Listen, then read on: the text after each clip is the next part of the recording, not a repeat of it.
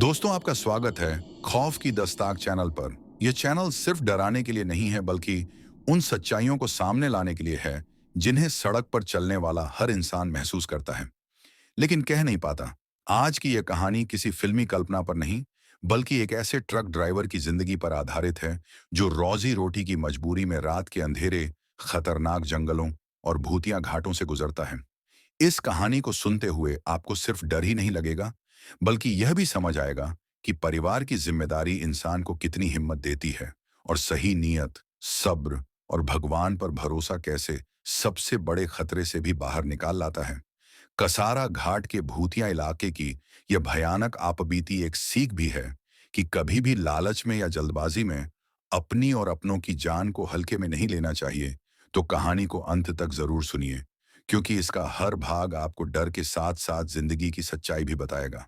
और दोस्तों, अगर आपको ऐसी ही सच्ची, खौफनाक और जमीन से जुड़ी डरावनी कहानियां पसंद आती हैं, तो अभी खौफ की दस्तक चैनल को सब्सक्राइब जरूर करें, वीडियो को लाइक करें और अपनी राय कमेंट में बताएं, क्योंकि आपकी एक सब्सक्रिप्शन ही हमें और भी भयानक आप बीतियां आपके लिए लाने की हिम्मत देती है। दोस्तों, इस कहानी की शुरुआत सिर्फ डर सुनाने के लिए नहीं है, बल्कि इसलिए है कि जो इंसान रोजी रोटी की मजबूरी में रात दिन सड़कों पर अपनी जिंदगी दांव पर लगाता है, उसकी पीड़ा, उसकी जिम्मेदारी और उसका धैर्य हमें कुछ सिखा सके।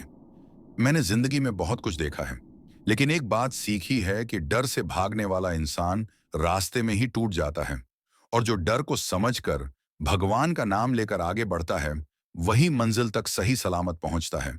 यह कहानी उसी सब्र, उसी परीक्षा और उसी खौफ की है जो मैंने कसारा घाट के जंगलों में खुद अपनी आंखों से झेला है।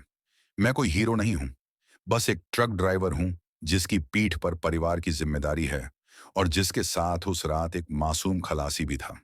मैं उस रात ट्रक की स्टीयरिंग पकड़े हुए था, और सामने अंधेरे में डूबा कसारा घाट का घुमावदार रास्ता मुझे किसी जिंदा अजगर की तरह लग रहा था, जो हर मोड़ पर मुझे निगल लेने को तैयार बैठा है। मेरा नाम लोग रोड पर सिर्फ ड्राइवर के नाम से जानते हैं, लेकिन घर पर मैं एक पति हूं, एक बाप हूं। और वही बात उस रात मेरे सीने में सबसे भारी होकर बैठी थी, क्योंकि घर से निकलते वक्त बीवी की आंखों में डर था, बच्चों की स्कूल फीस बाकी थी और बूढ़ी माँ की दवा खत्म हो रही थी। फोन पर बीवी ने कहा था कि अगर इस ट्रिप से पैसे ठीक से आ जाएं तो थोड़ा चैन मिलेगा। उसी बात को पकड़कर मैं ट्रक लेकर निकल पड़ा था। मेरे साथ खलासी रमेश था, उम्र में छोटा लेकिन जिम्मेदारी समझने वाला लड़का। रास्ते भर वह मुझसे यही कहता रहा कि भैया, जल्दी पहुंच जाएं तो घर फोन कर दूंगा कि सब ठीक है। लेकिन उसे क्या पता था कि कसारा घाट का जंगल उस रात हमें अपनी कहानी सुनाने वाला है। जैसे जैसे रात गहरी होती जा रही थी, जंगल घना होता जा रहा था। ट्रक की हेडलाइट में पेड़ों की परछाइयां अजीब अजीब शक्लें बना रही थीं। कभी लगता कोई आदमी खड़ा है, कभी लगता कोई औरत सड़क किनारे बैठी है। मैंने रमेश से कहा कि आंखें खुली रखना, यहां नींद आई तो सीधे खाई में जाएंगे। तभी ट्रक के इंजन से एक अजीब सी आवाज आई और मेरा दिल बैठ गया। मैंने ट्रक साइड में रोका। नीचे उतरते वक्त मन में मां का नाम आया और हाथ अपने आप जुड़ गए। रमेश भी सहम गया था। उसने कहा, भैया, यहां रुकना ठीक नहीं लगता। मैंने उसे डांटने की कोशिश की, लेकिन सच ये था कि मेरे अपने हाथ कांप रहे थे। हवा में किसी सड़े पत्तों और गीली मिट्टी की अजीब गंध थी। जंगल बिल्कुल खामोश था, जैसे सब कुछ हमें देख रहा हो। तभी अचानक दूर से किसी के हंसने की आवाज आई। वो हंसी इंसानी नहीं लग रही थी। मेरे शरीर में झुरझुरी दौड़ गई। रमेश ने मेरी बांह पकड़ ली और बोला, भैया, कसम से यहां कुछ गड़बड़ है। उस पल मुझे अपने बच्चों का चेहरा दिखा, और मैंने मन ही मन तय किया कि चाहे कुछ भी हो जाए, मैं इस घाट को पार करके ही दम लूंगा। लेकिन मुझे नहीं पता था कि यह तो बस शुरुआत थी, और कसारा घाट की असली परीक्षा अभी बाकी थी। मैंने किसी तरह इंजन का ढक्कन बंद किया, और ड्राइवर सीट पर आकर बैठते ही ऐसा लगा जैसे सीट नहीं, बल्कि कोई ठंडा पत्थर हो, जिस पर बैठते ही रूह तक सिहर जाए। रमेश चुपचाप मेरी तरफ देख रहा था। उसकी आंखों में डर साफ दिख रहा था, लेकिन वह कुछ बोल नहीं रहा था, क्योंकि शायद उसे भी समझ आ गया था कि इस जंगल में शब्द भी भारी पड़ सकते हैं। मैंने ट्रक स्टार्ट किया तो इंजन ने जैसे जानबूझकर देर से जवाब दिया, और उसी पल जंगल के अंदर से किसी के पैरों के घसीटने की आवाज आई। मैं स्टीयरिंग कसकर पकड़े रहा, और मन ही मन हनुमान चालीसा की लाइनें याद करने लगा, क्योंकि ऐसे वक्त में आदमी के पास बस आस्था ही बचती है। ट्रक आगे बढ़ा तो सड़क के दोनों तरफ पेड़ और भी पास आते गए। ऐसा लग रहा था जैसे वो हमें रास्ता नहीं बल्कि घेराबंदी दे रहे हों। रमेश ने धीरे से कहा, भैया क्या आपने भी देखा? मैंने पूछा, क्या? तो उसने कहा, अभी अभी बाएं तरफ किसी औरत की परछाई चली गई। मैंने गुस्से में कहा, दिमाग मत खराब कर। लेकिन सच ये था कि मेरी अपनी आंखों ने भी कुछ ऐसा ही देखा था। बस मैं डर को नाम नहीं देना चाहता था। थोड़ी दूर चलने के बाद अचानक सामने सड़क पर कुछ पड़ा दिखा। मैंने ब्रेक मारा तो ट्रक झटके से रुका और दोनों आगे की तरफ उछल पड़े। हेडलाइट की रोशनी में जो दिखा उसने मेरे पैरों तले जमीन खिसका दी। सड़क के बीचों बीच टूटा हुआ मंदिर का घंटा पड़ा था, जिस पर ताजा सिंदूर लगा हुआ था। रमेश ने कांपती आवाज में कहा, भैया यहाँ जंगल में मंदिर का घंटा कैसे? मेरे गले से आवाज ही नहीं निकली, क्योंकि मेरे दिमाग में मां की कही बात गूंज रही थी कि रास्ते में अगर कोई ऐसी चीज दिखे तो बिना छुए आगे बढ़ जाना। मैंने ट्रक को धीरे धीरे आगे बढ़ाया, लेकिन तभी पीछे से किसी ने जोर से घंटा बजाने की आवाज निकाली। वो आवाज इतनी तेज थी कि मेरा सिर फटने लगा। रमेश ने दोनों कान पकड़ लिए और चिल्लाया, भैया चलाओ! मैंने पूरी ताकत से एक्सीलरेटर दबाया, लेकिन ट्रक जैसे भारी हो गया, स्पीड बढ़ ही नहीं रही थी। तभी शीशे में मैंने देखा कि पीछे अंधेरे में कोई आकृति ट्रक के साथ साथ चल रही है। उसके पैर जमीन को छू नहीं रहे थे और उसके बाल हवा में लहरा रहे थे। मेरी सांस अटक गई। मैंने शीशा बंद करने की कोशिश की, लेकिन हाथ कांप रहे थे। रमेश रोने लगा और बोला, भैया मुझे घर जाना है, मुझे मां की कसम है, यहां से निकल जाओ।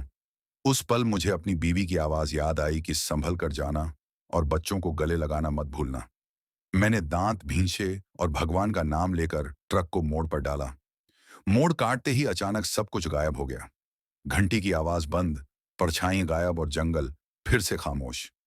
लेकिन यह खामोशी और भी डरावनी थी, क्योंकि अब मुझे यकीन हो चुका था कि कसारा घाट की यह रात हमें यूं ही जाने नहीं देने वाली और असली खौफ अभी सामने आने वाला है। मोड़ काटते ही जब सब कुछ अचानक शांत हो गया, तो मुझे एक पल के लिए लगा कि शायद यह सब हमारा वहम था। लेकिन दिल नहीं मान रहा था, क्योंकि डर अगर वहम होता तो इतनी गहराई तक नहीं उतरता। ट्रक की केबिन में अजीब सी ठंड भर गई थी, जैसे किसी ने अंदर से सारी गर्मी खींच ली हो। रमेश दोनों हाथ जोड़कर लगातार बुदबुदा रहा था, कभी राम का नाम, कभी हनुमान जी की दुहाई। उसकी आवाज कांप रही थी और मुझे समझ आ रहा था कि अगर मैंने खुद को संभाला नहीं तो ये लड़का यहीं टूट जाएगा। मैंने स्टीयरिंग पर हाथ जमाए रखे और आंखें सड़क से हटने नहीं दी, क्योंकि कसारा घाट की सड़क वैसे ही धोखा देती है। ऊपर से जंगल इतना घना कि चांदनी भी जमीन तक नहीं पहुंच पाती। हर मोड़ के बाद लगता था कि अब कोई ना कोई सामने आ ही जाएगा। कुछ किलोमीटर आगे बढ़ने के बाद ट्रक के टायरों से अजीब सी चरमराहट आने लगी, जैसे पत्थर नहीं बल्कि हड्डियां कुचली जा रही हों। मैंने शीशे से बाहर झांकने की कोशिश की तो सड़क के किनारे लगे पेड़ों के तने इंसानी शक्ल में मुड़े हुए दिखे, कुछ ऐसे जैसे किसी ने दर्द में उन्हें मोड़ दिया हो। रमेश ने धीमे से कहा, भैया ये जंगल मुझे अच्छा नहीं लग रहा। ऐसा लग रहा है जैसे हम किसी और ही दुनिया में आ गए हों। मैंने उसे हौसला देने के लिए कहा कि बस थोड़ी देर और फिर ढलान खत्म हो जाएगी। लेकिन मन ही मन मुझे भी यकीन नहीं था कि यह रास्ता इतनी आसानी से हमें छोड़ देगा। तभी अचानक सामने से तेज रोशनी चमकी, जैसे कोई दूसरा ट्रक हाई बीम पर आ रहा हो। मैंने डिपर दिया, लेकिन सामने वाली रोशनी और तेज हो गई। आंखों में जलन होने लगी और सिर भारी सा महसूस हुआ। रमेश चिल्लाया, भैया दिख नहीं रहा।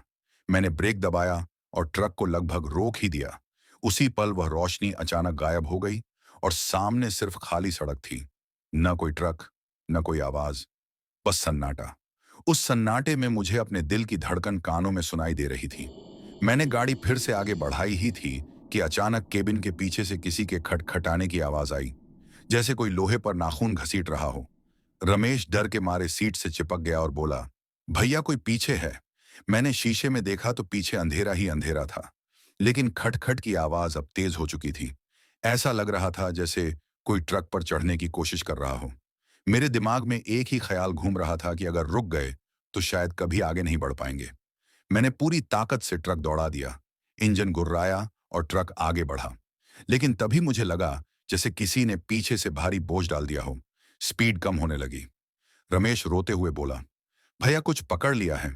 मैंने हिम्मत करके शीशा खोला और बाहर देखा तो ठंडी हवा के साथ किसी सड़े हुए फूलों जैसी बदबू अंदर आ गई। उस बदबू ने मेरी सांस रोक दी। बाहर कुछ दिख नहीं रहा था, लेकिन एहसास साफ था कि हम अकेले नहीं हैं। मैंने आंखें बंद कर एक पल के लिए भगवान से सिर्फ यही मांगा कि किसी तरह यह रात कट जाए और मैं अपने बच्चों का चेहरा फिर से देख सकूं। उसी दुआ के साथ मैंने ट्रक को मोड़ पर डाला और अचानक एक झटका लगा, जैसे पीछे से पकड़ा हुआ बोझ छूट गया हो। ट्रक हल्का हो गया और स्पीड अपने आप बढ़ गई। रमेश ने डर से भरी आंखों से मेरी तरफ देखा और बोला, भैया चला गया क्या? मैंने जवाब नहीं दिया, क्योंकि मुझे पता था कि कसारा घाट में जो एक बार दिखता है वह पूरी तरह जाता नहीं, बस अगले मौके का इंतजार करता है। और मुझे यह भी महसूस हो रहा था कि यह जंगल अभी अपनी सबसे खतरनाक सच्चाई दिखाना बाकी रखे हुए है। ट्रक हल्का होते ही मैंने एक लंबी सांस ली, लेकिन वह राहत कुछ सेकंड से ज्यादा टिक नहीं पाई, क्योंकि कसारा घाट की हवा में ही कुछ ऐसा था जो इंसान को चैन से सांस भी नहीं लेने देता। रमेश अब बिल्कुल चुप हो गया था। उसका चुप रहना मुझे उसके रोने से ज्यादा डरावना लग रहा था, क्योंकि डर जब शब्द छोड़ देता है तब वह सीधे दिल में बैठ जाता है। मैंने उससे पूछा, पानी पिएगा क्या? उसने सिर हिलाकर मना कर दिया और खिड़की से बाहर घूरता रहा, जैसे वहां कुछ दिख रहा हो जो मुझे नहीं दिख रहा। सड़क अब और भी संकरी हो चुकी थी और एक तरफ गहरी खाई थी जहां से ठंडी हवा ऊपर चढ़कर सीधे केबिन में घुस रही थी। उस हवा में पेड़ों की सड़ांध, गीली मिट्टी और किसी पुराने धुएं की गंध मिली हुई थी। हर मोड़ पर लगता था कि अब ट्रक फिसलेगा और सब खत्म हो जाएगा। तभी अचानक मुझे अपने पिता की याद आई, जो कभी ट्रक चलाते थे और कहते थे कि घाट में अगर डर लगे तो गाड़ी से बात किया कर। मैंने हल्की आवाज में ट्रक से कहा, बस थोड़ा और साथ दे देना, घर पहुंचना है। शायद मेरी यह बेवकूफी थी, लेकिन उस वक्त इंसान किसी भी सहारे को पकड़ लेता है। कुछ दूरी पर एक पुराना सा माइलस्टोन दिखा, जिस पर लिखे अक्षर लगभग मिट चुके थे। रमेश ने उसे पढ़ने की कोशिश की, लेकिन बोला, भैया इसमें कुछ लिखा ही नहीं है। मुझे अजीब लगा, क्योंकि थोड़ी देर पहले वही पत्थर साफ दिख रहा था। ऐसा लग रहा था जैसे रास्ता खुद अपनी पहचान बदल रहा हो। तभी अचानक ट्रक के रेडियो में अपने आप आवाज आने लगी। कोई गाना नहीं, बल्कि किसी बूढ़े आदमी की फटी हुई आवाज जो कुछ बुदबुदा रही थी। मैंने रेडियो बंद किया, लेकिन आवाज बंद नहीं हुई। वह आवाज अब साफ शब्दों में कह रही थी, लौट जाओ। रमेश ने डर के मारे मेरे कंधे को पकड़ लिया और बोला, भैया ये कौन बोल रहा है? मेरे गले में सूखापन भर गया, क्योंकि आवाज साफ केबिन के अंदर से आ रही थी। मैंने हिम्मत करके जोर से कहा, हम नहीं लौटेंगे, हमें जाना है। उसी पल रेडियो एक तेज चीख के साथ बंद हो गया और केबिन फिर से सन्नाटे में डूब गया। उस सन्नाटे में मुझे अपनी बीवी का चेहरा दिखा, जो दरवाजे पर खड़ी होकर मेरा इंतजार कर रही थी। बच्चों की हंसी याद आई और वही याद मुझे आगे बढ़ाती रही। थोड़ी देर बाद अचानक सड़क किनारे एक पुरानी झोपड़ी दिखाई दी, जिसमें एक मध्यम सा दिया जल रहा था। रमेश ने कहा, भैया शायद कोई रहता है, मदद मिल जाएगी। लेकिन मेरे मन में खतरे की घंटी बज गई, क्योंकि इस जंगल में इस वक्त किसी का होना ही गड़बड़ था। जैसे ही हम झोपड़ी के पास पहुंचे तो दिया अपने आप बुझ गया और झोपड़ी के अंदर से किसी के खांसने की आवाज आई। वह खांसी ऐसी थी जैसे फेफड़ों में जान ही न बची हो। मैंने ट्रक रोके बिना ही वहां से निकलने की कोशिश की, लेकिन तभी झोपड़ी के सामने एक बूढ़ी औरत खड़ी दिखी। उसके बाल खुले हुए थे और आंखें बिल्कुल खाली। उसने हाथ बढ़ाकर हमें रुकने का इशारा किया। रमेश चीख पड़ा और बोला, भैया मत रोको। मैंने एक्सीलरेटर दबाया और ट्रक उसकी तरफ बढ़ा तो वह औरत अचानक सड़क के बीच से गायब हो गई। लेकिन उसके जाते ही ट्रक के पीछे फिर से वही भारीपन आ गया, जैसे किसी ने फिर से पकड़ लिया हो। मेरे हाथ पसीने से फिसल रहे थे। दिल इतनी तेज धड़क रहा था कि लग रहा था सीना फट जाएगा। मैंने आंखें बंद करके एक पल के लिए बस यही सोचा कि अगर आज यहां खत्म भी होना है तो डर के आगे झुककर नहीं। उसी सोच के साथ मैंने ट्रक को पूरी ताकत से ढलान पर उतारा। हवा सीटी मारने लगी और जंगल पीछे छूटता सा महसूस हुआ, लेकिन मुझे पता था कि कसारा घाट अभी पूरी तरह खत्म नहीं हुआ है और जो कुछ भी हमारे साथ खेल रहा है वह अभी हार मानने वाला नहीं है। ढलान पर ट्रक उतारते ही हवा की रफ्तार बढ़ गई और केबिन के अंदर एक अजीब सी सीटी जैसी आवाज गूंजने लगी। ऐसा लग रहा था जैसे जंगल खुद हमारे कानों में कुछ फुसफुसा रहा हो। रमेश ने आंखें बंद कर ली थीं और दोनों हाथों से सीट पकड़े बैठा था। उसकी हालत देखकर मुझे अपने छोटे बेटे की याद आ गई, जो तेज आवाज से डर कर ऐसे ही आंखें बंद कर लेता है। उसी पल दिल में एक टीस उठी कि अगर मैं यहाँ फंस गया तो मेरे बच्चे किसके सहारे रहेंगे, बीवी कैसे अकेले सब संभालेगी। यही सोचकर मैंने अपने डर को अंदर दबाया और ट्रक को संभालते हुए आगे बढ़ता रहा। लेकिन कसारा घाट की सड़क किसी सीधी सोच को मानने वाली नहीं होती। अचानक सामने एक मोड़ ऐसा आया जहां सड़क पर गीली पत्तियों की मोटी परत जमी हुई थी। मैंने ब्रेक हल्का सा दबाया ही था कि ट्रक फिसलने लगा। स्टीयरिंग मेरे हाथ में नहीं रह गया और ट्रक कुछ सेकंड के लिए पूरी तरह बेकाबू हो गया। रमेश चीख पड़ा और मुझे लगा अब सब खत्म। लेकिन शायद ऊपर वाले ने उस पल हाथ पकड़ लिया। मैंने पूरी ताकत से स्टीयरिंग को सीधा किया और ट्रक किसी तरह संभल गया। हम खाई में गिरने से बस कुछ इंच दूर रह गए थे। दोनों की सांसें बुरी तरह फूल चुकी थीं। रमेश रोते हुए बोला, भैया आज बच गए तो जिंदगी में कभी गलत रास्ते पर नहीं जाऊंगा। उसकी बात सुनकर मुझे लगा कि शायद यही इस रात का पहला सबक था। डर इंसान को तोड़ता नहीं है, बल्कि उसे उसकी औकात दिखाता है। थोड़ी दूर आगे बढ़े तो अचानक जंगल फिर से असामान्य रूप से शांत हो गया। न हवा की आवाज, न पत्तों की सरसराहट। ऐसा सन्नाटा कि कान बजने लगे। उसी सन्नाटे में मुझे लगा जैसे किसी ने मेरे नाम से पुकारा हो। आवाज बिल्कुल मेरी बीवी जैसी थी। दिल एक पल के लिए उछल पड़ा और पैर अपने आप ब्रेक की तरफ बढ़ गए। लेकिन अगले ही पल समझ आ गया कि यह वही छलावा है जिसकी कहानियां मैंने दूसरे ड्राइवरों से सुनी थी। मैंने ब्रेक नहीं दबाया और आंखें सामने टिकाए रखीं। तभी रमेश ने धीरे से कहा, भैया पीछे कोई बैठा है। मेरे शरीर में झंझनाहट दौड़ गई, लेकिन मैंने मुड़कर देखने की हिम्मत नहीं की, क्योंकि मुझे पता था कि अगर देख लिया तो शायद वापस न संभल पाऊं। ट्रक के अंदर अचानक ठंड इतनी बढ़ गई कि सांस से भाप निकलने लगी। ऐसा लग रहा था जैसे कोई अदृश्य साया हमारे बीच बैठा हो। मेरे कानों के पास किसी की सांस चलने की आवाज आ रही थी और दिल जोर जोर से धड़क रहा था। मैंने भगवान का नाम लेना शुरू किया और स्टीयरिंग को कसकर पकड़ लिया। कुछ मिनट ऐसे ही बीते जो मुझे घंटों जैसे लगे। फिर अचानक वह ठंड कम होने लगी और सांसों की आवाज भी गायब हो गई। रमेश ने डरते डरते आंखें खोली और बोला, भैया चला गया क्या? मैंने बस इतना कहा, अभी रास्ता खत्म नहीं हुआ है। तभी सामने दूर कहीं कुछ लाइटें दिखीं, शायद कोई चेक पोस्ट या ढाबा। उन लाइटों को देखकर मेरे अंदर एक नई ताकत आ गई। लगा जैसे अंधेरे में कहीं उम्मीद जल रही हो। लेकिन कसारा घाट में उम्मीद भी आसानी से नहीं मिलती, क्योंकि जैसे जैसे हम उन लाइटों के करीब पहुंचे, मुझे एहसास हुआ कि वे लाइटें स्थिर नहीं थीं। वे धीरे धीरे हमारी तरफ ही आ रही थीं। और उसी एहसास के साथ मेरे दिल में फिर से डर ने जगह बना ली कि यह रात अभी हमें पूरी तरह छोड़ने वाली नहीं है। जैसे जैसे वे लाइटें हमारी तरफ बढ़ती आ रही थीं, मेरे भीतर एक अजीब सी बेचैनी फैलती चली गई। दिल कह रहा था कि यह कोई मदद नहीं, बल्कि एक और परीक्षा है। रमेश ने खिड़की से झांकते हुए कहा, भैया ये लाइटें अजीब हैं। इनके साथ कोई आवाज क्यों नहीं है? सच यही था कि अगर कोई गाड़ी होती तो इंजन की हल्की सी गूंज जरूर सुनाई देती। लेकिन यहां सिर्फ रोशनी थी, बिना आवाज की, बिना पहचान की। मैंने एक्सीलरेटर हल्का रखा और ट्रक की स्पीड कम नहीं होने दी, क्योंकि रुकना अब हमारे लिए सबसे बड़ा खतरा बन चुका था। तभी अचानक सामने की रोशनी ने एक झटके में पूरा रास्ता ढक लिया।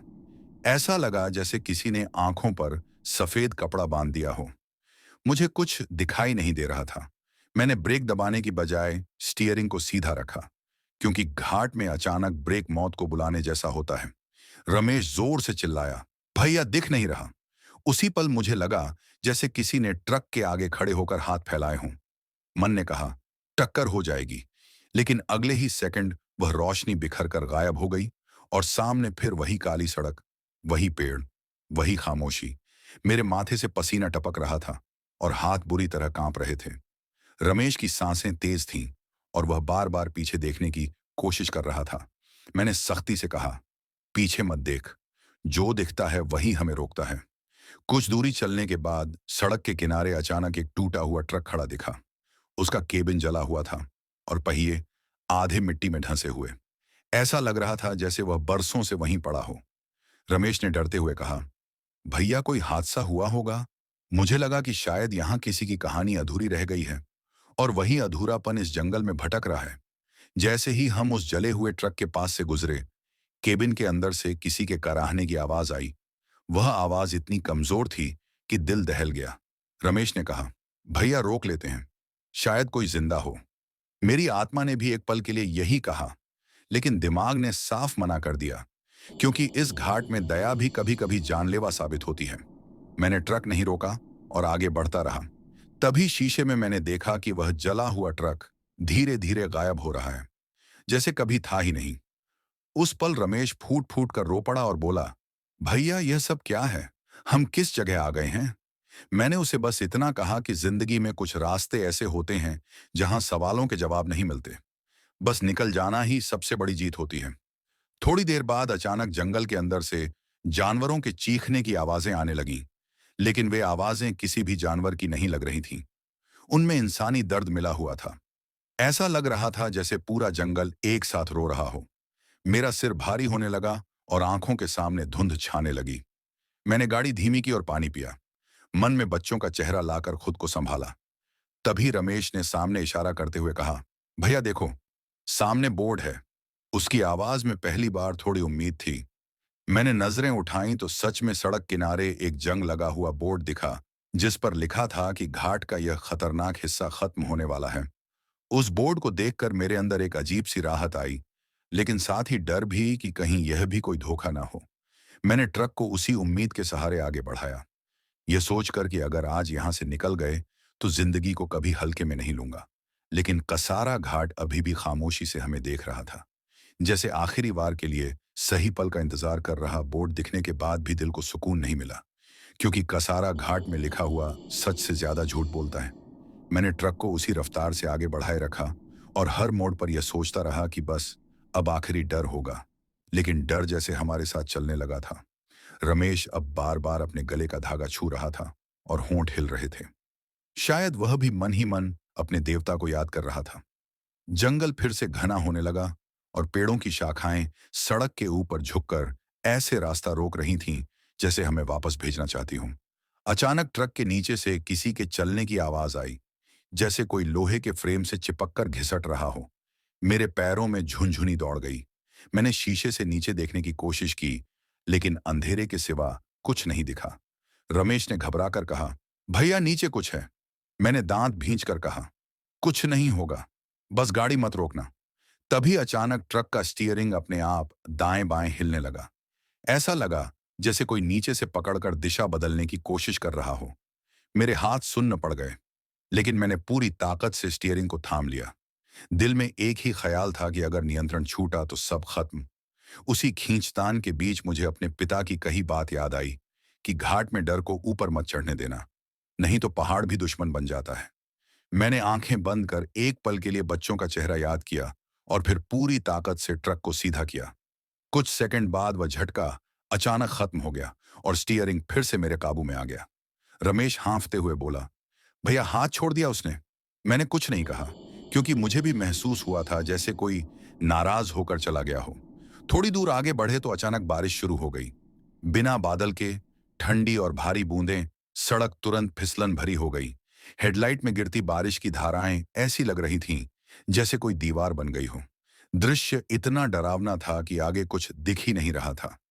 उसी बारिश के शोर में मुझे फिर किसी के चलने की आवाज सुनाई दी, लेकिन इस बार वह हमारे साथ साथ चल रही थी। रमेश ने कांपती आवाज में कहा, भैया यह आवाज बारिश की नहीं है। मुझे भी एहसास हो चुका था कि यह वही साया है जो हमें छोड़ नहीं रहा।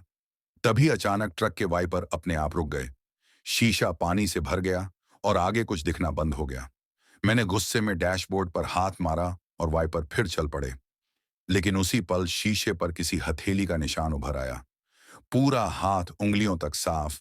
रमेश की चीख निकल गई और उसने आंखें ढक लीं। मेरे पूरे शरीर में आग सी लग गई। मैंने एक्सीलरेटर दबाया और ट्रक को लगभग दौड़ा दिया। बारिश की बूंदें पीछे छूटने लगीं और वह हथेली का निशान धीरे धीरे मिट गया। कुछ मिनट बाद बारिश भी अचानक रुक गई, जैसे कुछ हुआ ही न हो। चारों तरफ फिर वही खामोशी और वही अंधेरा। लेकिन मेरे अंदर कुछ बदल चुका था। अब डर के साथ गुस्सा भी था। मैंने मन ही मन कहा कि चाहे जो हो जाए, मैं इस घाट को मुझे तोड़ने नहीं दूंगा। रमेश ने धीरे से मेरी तरफ देखा और बोला, भैया लगता है हम बच जाएंगे। उसकी आवाज में उम्मीद थी और वही उम्मीद मुझे आगे खींचे ले जा रही थी। लेकिन मुझे पता था कि यह जंगल आखिरी परीक्षा अभी बाकी रखे हुए है। आखिरी परीक्षा की आहट मुझे दिल की धड़कनों में साफ सुनाई दे रही थी। ऐसा लग रहा था जैसे कसारा घाट अब सीधे हमारी हिम्मत से बात करने वाला है। रमेश ने सीट से सिर टिकाकर आंखें बंद कर ली थीं, लेकिन उसकी उंगलियां लगातार कांप रही थीं। ट्रक अब ऐसे रास्ते पर आ चुका था जहां एक तरफ खाई और दूसरी तरफ सीधे उठे हुए पहाड़ थे। हेडलाइट की रोशनी में पत्थरों पर उगी काई चमक रही थी और हर चमक मुझे किसी आंख की तरह घूरती हुई लग रही थी। तभी अचानक सड़क के बीचों बीच एक बड़ा सा पेड़ गिरा हुआ दिखा। इतना बड़ा कि ट्रक का निकलना नामुमकिन लग रहा था। मैंने ब्रेक लगाया और ट्रक रोकना पड़ा। जैसे ही ट्रक रुका, जंगल की खामोशी और भी गहरी हो गई। रमेश ने डरते हुए कहा, भैया अब क्या करेंगे? मैंने उतरने का फैसला किया, क्योंकि यहां रुकना भी मौत को बुलाने जैसा था। जैसे ही मैंने केबिन का दरवाजा खोला, ठंडी हवा का झोंका चेहरे से टकराया और उस हवा में किसी पुराने जलते हुए अगरबत्ती की गंध मिली। मुझे लगा जैसे यहां कभी किसी ने पूजा की हो और वह पूजा अधूरी रह गई हो। मैं हाथ में टॉर्च लेकर नीचे उतरा तो पेड़ के तने पर अजीब अजीब निशान बने हुए थे, जैसे किसी ने नाखूनों से लकड़ी को नोच दिया हो। तभी पीछे से रमेश की घबराई हुई आवाज आई, भैया जल्दी आओ। मैंने मुड़कर देखा तो वह केबिन के अंदर से बाहर की तरफ इशारा कर रहा था। मैंने ऊपर देखा तो ट्रक की छत पर कोई काली आकृति बैठी हुई दिखी। उसका चेहरा नहीं दिख रहा था, लेकिन उसकी आंखों से हल्की सी चमक निकल रही थी। मेरे पैरों में जान नहीं रही, लेकिन मैंने टॉर्च उठाकर उसकी तरफ रोशनी मारी तो वह आकृति अचानक छत से फिसलकर अंधेरे में गुम हो गई। उसी पल पेड़ के तने से चरमराने की आवाज आई और वह थोड़ा सा सरक गया, जैसे किसी ने रास्ता देने का फैसला कर लिया हो। मैंने बिना समय गंवाए ट्रक स्टार्ट किया और धीरे धीरे उसे आगे बढ़ाया। ट्रक किसी तरह उस पेड़ को छूते हुए निकल गया। जैसे ही हम आगे निकले, मुझे लगा जैसे पीछे से किसी ने गुस्से में चीख मारी हो। वह चीख जंगल में गूंजती हुई दूर चली गई। रमेश रोते हुए बोला, भैया हम बच गए ना? मैंने पहली बार उसकी तरफ देखकर कहा, हाँ, लेकिन अभी पूरी तरह नहीं। कुछ ही देर में सड़क थोड़ी खुली और दूर कहीं गांव की हल्की सी रोशनी दिखाई दी। वह रोशनी इस रात की पहली इंसानी निशानी थी। उसे देखकर मेरी आंखों में आंसू आ गए, क्योंकि लगा जैसे अंधेरे के बाद सच में सुबह होने वाली है। मैंने ट्रक की रफ्तार बढ़ाई और बिना पीछे देखे आगे बढ़ता रहा, क्योंकि मुझे एहसास था कि अगर एक बार पीछे देखा तो शायद वह सब फिर लौट आएगा और मैं यह जोखिम अब नहीं उठा सकता। गांव की वह हल्की सी रोशनी जैसे जैसे पास आती जा रही थी, वैसे वैसे मेरे अंदर जमी हुई ठंड पिघलने लगी थी। लेकिन डर पूरी तरह गया नहीं था, क्योंकि कसारा घाट ने अब तक यही सिखाया था कि यहां भरोसा सबसे आखिरी चीज होती है। रमेश ने पहली बार गहरी सांस ली और बोला, भैया अगर यहां से निकल गए तो मैं कसम खाता हूं कि घर पहुंचकर सबसे पहले मंदिर जाऊंगा। उसकी बात सुनकर मुझे अपने घर का आंगन याद आ गया, जहां मेरी माँ सुबह शाम दिया जलाती हैं और कहती हैं कि रास्ते पर निकले आदमी को भगवान का उजाला ही बचाता है। ट्रक गांव की सीमा में दाखिल होने ही वाला था कि अचानक सड़क फिर से अंधेरे में डूब गई, जैसे किसी ने सारी लाइटें एक साथ बुझा दी हों। मुझे लगा शायद बिजली चली गई होगी, लेकिन यह अंधेरा अलग था, बहुत गाढ़ा, बहुत भारी, ऐसा कि आंखें खुली होने पर भी कुछ दिखाई न दे। रमेश घबरा कर बोला, भैया ये क्या हो गया? मैंने ट्रक धीमा किया लेकिन रोका नहीं, क्योंकि अब रुकने की हिम्मत नहीं थी। उसी अंधेरे में मुझे लगा जैसे सड़क के दोनों तरफ लोग खड़े हों, बहुत सारे, खामोश, बिना चेहरे के, सिर्फ साए। वे न हिल रहे थे न बोल रहे थे, बस हमें देख रहे थे। मेरे शरीर में सिहरन दौड़ गई और दिल जोर जोर से धड़कने लगा। मैंने आंखें सामने टिकाए रखी और भगवान का नाम लेना शुरू किया। तभी अचानक उन सायों के बीच से एक आवाज आई, वही बूढ़ी औरत की आवाज जिसे हमने पहले देखा था। वह कह रही थी कि रास्ता वापस मुड़ जाओ, ये तुम्हारी मंजिल नहीं है। उस आवाज में अजीब सी थकान और गुस्सा दोनों मिले हुए थे। रमेश ने रोते हुए कहा, भैया वो फिर आ गई। मैंने हिम्मत जुटाकर जोर से कहा, नहीं लौटेंगे, हमें जाना है। उसी पल ट्रक के चारों तरफ हवा घूमने लगी, जैसे कोई बवंडर उठ रहा हो। पेड़ों की शाखाएं सड़क पर गिरने लगीं। और ट्रक हिलने लगा। लगा जैसे किसी ने आखिरी बार हमें डराने का फैसला किया हो। मैंने पूरी ताकत से एक्सीलरेटर दबा दिया।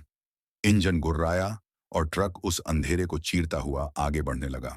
तभी अचानक एक तेज चीख गूंजी, इतनी तेज कि कान सुन्न हो गए, और उसी चीख के साथ हवा थम गई।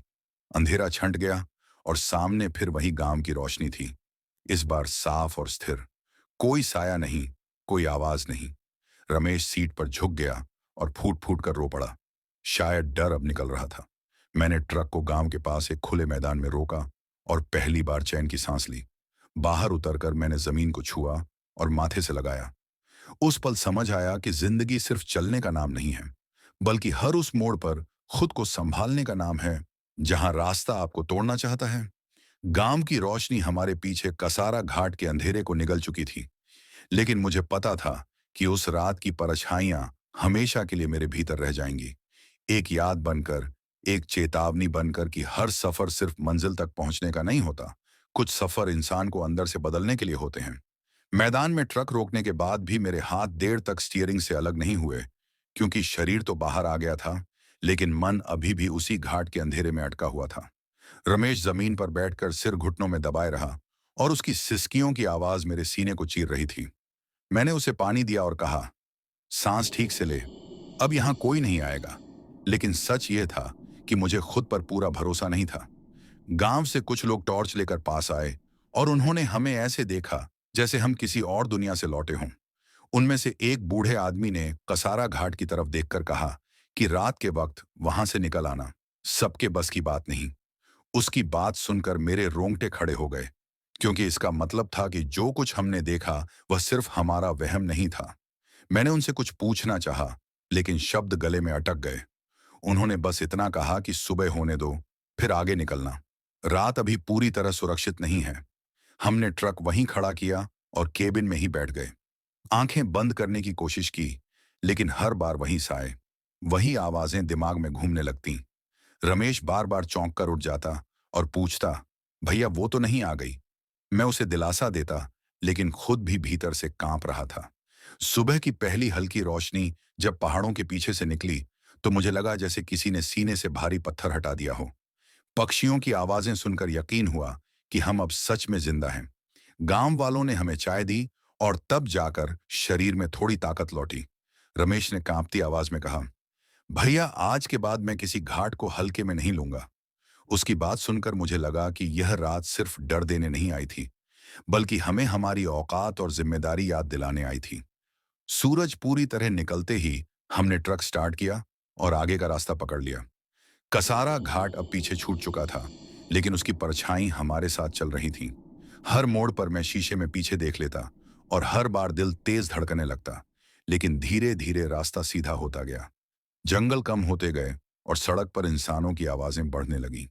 मुझे एहसास हुआ कि अंधेरे का सबसे बड़ा इलाज उजाला ही होता है, लेकिन उस उजाले तक पहुंचने के लिए इंसान को खुद के अंदर के डर से लड़ना पड़ता है। उसी सोच के साथ मैंने ट्रक को आगे बढ़ाया, यह जानते हुए कि अब बस एक हिस्सा और बाकी है, जहां इस कहानी को सही अंत मिलना जरूरी है। सूरज ऊपर चढ़ चुका था और सड़क अब साफ दिखाई दे रही थी। ट्रक की खिड़की से आती गर्म हवा ने रात की ठंड और डर दोनों को धीरे धीरे पीछे धकेलना शुरू कर दिया था। रमेश अब चुप था, लेकिन उसकी चुप्पी में डर नहीं, बल्कि थकान और सुकून मिला हुआ था। मैंने स्टीयरिंग पर हाथ रखते हुए पहली बार महसूस किया कि आज ये हाथ कांप नहीं रहे हैं, जैसे घाट ने जो लेना था ले लिया और जो सिखाना था सिखा दिया। रास्ते में एक जगह ट्रक रोका तो मैंने फोन निकाला और घर फोन किया। बीवी की आवाज सुनते ही गला भर आया। उसने बस इतना पूछा, सब ठीक है ना? और मैं कुछ सेकंड तक बोल ही नहीं पाया। फिर कहा, हाँ ठीक हूं, बस थोड़ा देर से पहुंचूंगा। बच्चों की आवाज पीछे से आई और उस पल मुझे लगा कि यही मेरी असली मंजिल है। वही मुझे हर अंधेरे से बाहर निकालने की ताकत देती है। रमेश ने भी अपने घर फोन किया और मां से बात करते हुए उसकी आवाज कांप गई, लेकिन इस बार डर से नहीं, बल्कि राहत से। आगे का रास्ता सामान्य था। गाड़ियां दिखने लगी थीं, लोग दिखने लगे थे, और जंगल अब बस पेड़ों का झुंड लग रहा था। कोई साया नहीं, कोई आवाज नहीं, लेकिन मेरे दिल में एक बात साफ बैठ चुकी थी कि जो रात हमने देखी वह कभी पूरी तरह भुलाई नहीं जा सकती। वह हर ट्रिप में मेरे साथ चलेगी, एक चेतावनी बनकर कि लालच में या मजबूरी में भी अपनी सूझबूझ मत खोना। मैंने ट्रक को तय वक्त से थोड़ी देर बाद सही सलामत मंजिल पर पहुंचा दिया। सामान उतरा, कागज साइन हुए और जब ट्रक बंद किया तो मैंने स्टीयरिंग पर हल्का सा हाथ फेरकर मन ही मन धन्यवाद कहा। रमेश ने उतरते वक्त कहा, भैया आज जिंदगी ने दूसरा मौका दिया है। मैंने उसकी तरफ देखा और सिर हिलाया, क्योंकि कुछ बातें शब्दों से बड़ी होती हैं। उस रात के बाद मैंने तय कर लिया कि हर सफर से पहले घर वालों की दुआ और दिल में सच्ची नीयत लेकर ही निकलूंगा, क्योंकि रास्ते सिर्फ गाड़ियों को नहीं परखते, इंसान को भी परखते हैं। कसारा घाट की उस भयानक रात ने मुझे यही सिखाया कि डर से भागकर नहीं, बल्कि उसे समझकर जिम्मेदारी के साथ आगे बढ़ने वाला इंसान ही आखिरकार अपनी मंजिल तक सही सलामत पहुंचता है। और आज जब मैं ये आपबीती सुना रहा हूं तो सिर्फ कहानी नहीं, बल्कि एक सीख छोड़ना चाहता हूं कि अंधेरा चाहे जितना भी गहरा हो, अगर नीयत साफ हो और हौसला मजबूत हो, तो हर सफर का अंत उजाले में ही होता है।